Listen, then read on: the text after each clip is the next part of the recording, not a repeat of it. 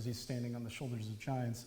Jones claims that it takes 20 years now to get to the frontier of knowledge in a field because you have to read all the books and study the papers and so on. But based on everything I said before that rather quickly, I think we can all agree that bureaucracy and sclerosis certainly have to be a part of this.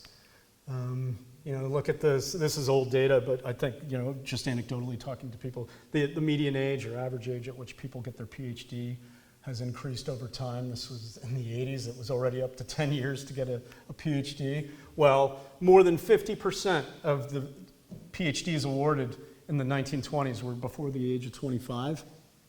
That's astonishing to me. Can't imagine that. This is another point about the age where, it's often not the greatest discovery that someone makes that's their first, but it is a solid achievement.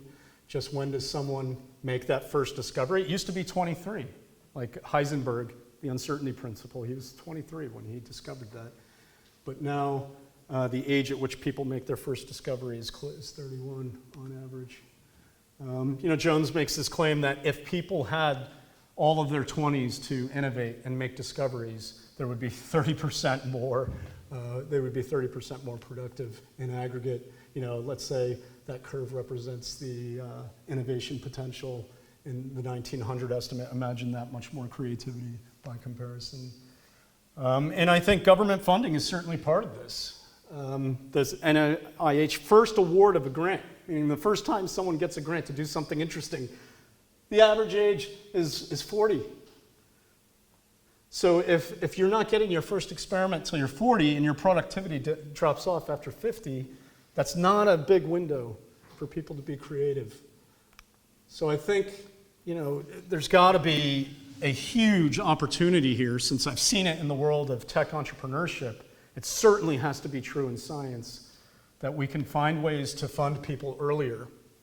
This is just a quote I read in a great book of anthropology about how our institutions get corrupted by insiders over time.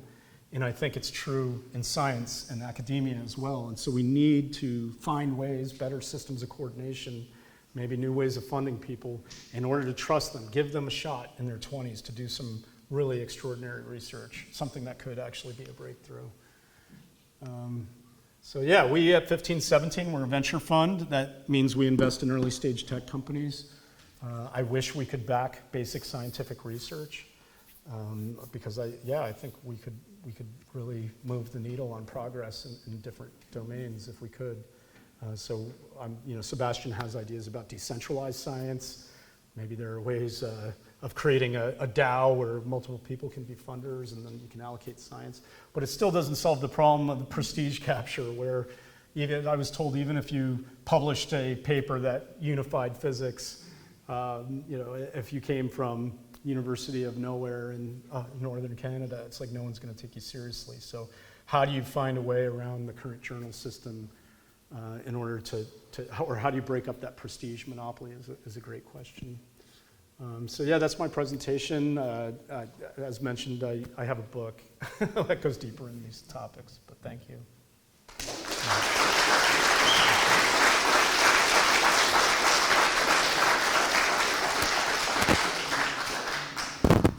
You want to do some Q&A now? Sure, yeah. Okay, cool.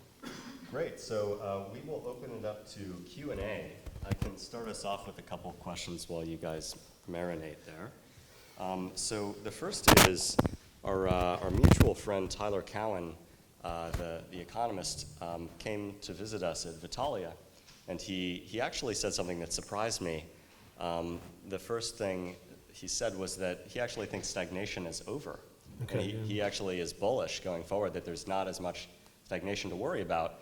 And he cited a couple dubious examples. He's like, the obligatory AI, and then he said mRNA vaccines, which as a biologist confused me.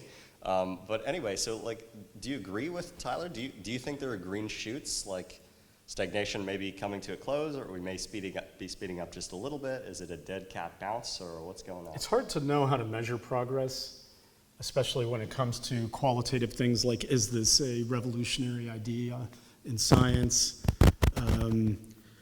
I think given the nature of my job, I'm making investments, I'm hoping people make big breakthroughs.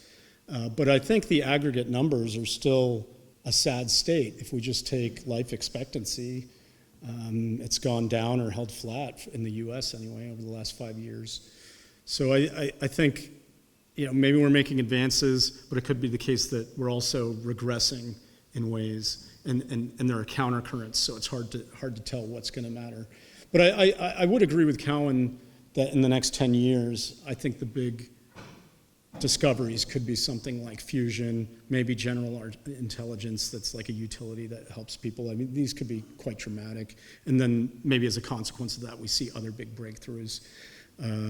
It's on the qualitative side, maybe if you make it personal, it like really shows. I was talking with, I can't remember the name, but yeah, we were talking about medicine earlier, and it's like pre-antibiotics, you could die from this guy had a cut from a rose bush and died of an infection after, and then with the discovery of penicillin, suddenly people didn't die this way anymore. That's so dramatic, whereas now it's like any new drug that comes out, it's got marginal benefits and a cloud of side effects. It's not clear.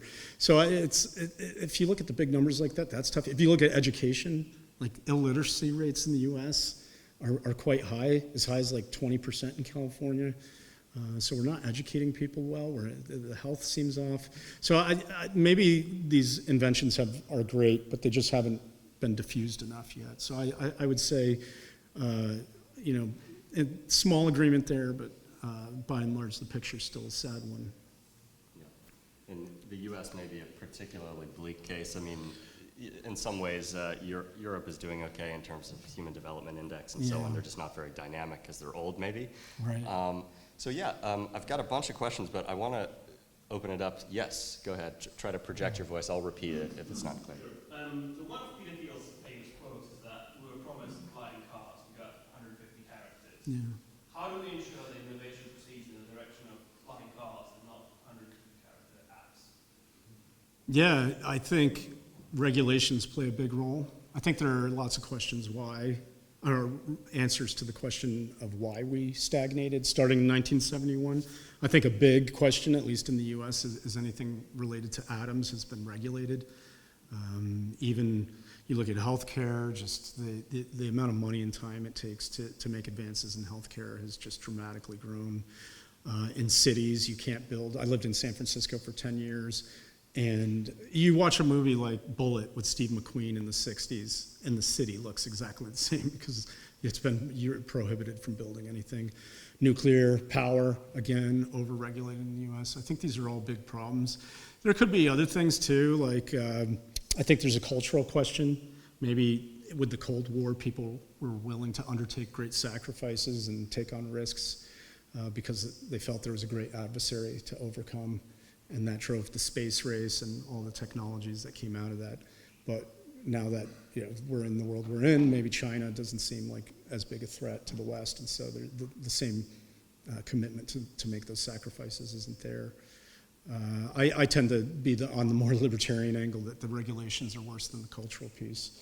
But then maybe lastly is that institutional story, I think, about just no good political philosophy has been written yet on the mortality of governments and institutions. Like Rome, the fall of Rome is talked about and over-discussed, but it is a very fascinating question to ask, why do civilizations rise, peak, and fall? And I think you see the dynamics that play out in Oxford University are going to be the same that play out in a nation as a whole.